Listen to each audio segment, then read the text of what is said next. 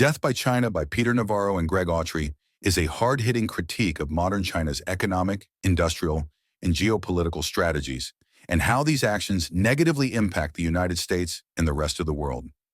The book presents a stark warning.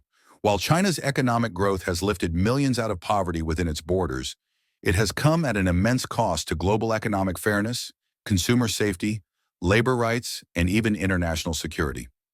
Navarro opens by asserting that this is not a case of xenophobia or China bashing, but a necessary exposé of the Chinese government's practices, which he claims have long been ignored by complacent Western corporations and policymakers. The book positions the Chinese Communist Party, CCP, as pursuing a ruthless form of state-sponsored capitalism, one unconstrained by the ethical or regulatory limitations present in Western economies.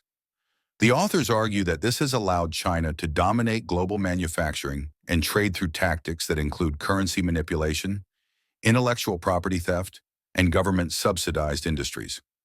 A major focus of the book is on the human and environmental cost of China's industrial rise. Factories often exploit workers, forcing them into inhumane conditions with long hours, low pay, and unsafe environments. The book also highlights a flood of hazardous and poorly regulated products exported to Western markets, from toxic toys and tainted pet food to counterfeit electronics and contaminated pharmaceuticals. Navarro describes this as a form of economic aggression, where profit and market control are prioritized over safety and ethical responsibility. Another key argument centers on China's manipulation of its currency, the yuan. By deliberately keeping its value low, China makes its exports artificially cheap, decimating domestic manufacturing sectors in other countries, particularly the U.S. This, Navarro argues, contributes to massive trade imbalances, job losses, and economic instability in importing nations. Coupled with China's disregard for environmental protections, the result is a system where Western countries are both economically and physically endangered by their reliance on Chinese-made goods. Navarro also warns of the geopolitical consequences of China's rise. He outlines how China has aggressively expanded its military capacity, developed advanced cyber warfare capabilities, and asserted territorial claims in the South China Sea and beyond. The book suggests that China's economic and military strategies are inseparable, with the CCP aiming for global influence not just economically, but militarily and politically, challenging U.S. supremacy.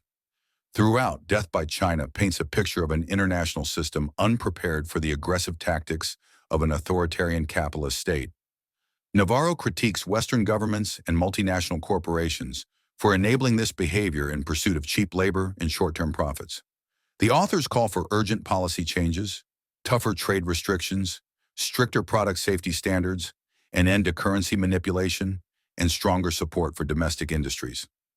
In essence, the book is a wake-up call, a plea for Western nations to recognize and respond to what Navarro sees as a calculated campaign by the Chinese government to undermine competitors, exploit resources, and establish economic and military dominance in the 21st century.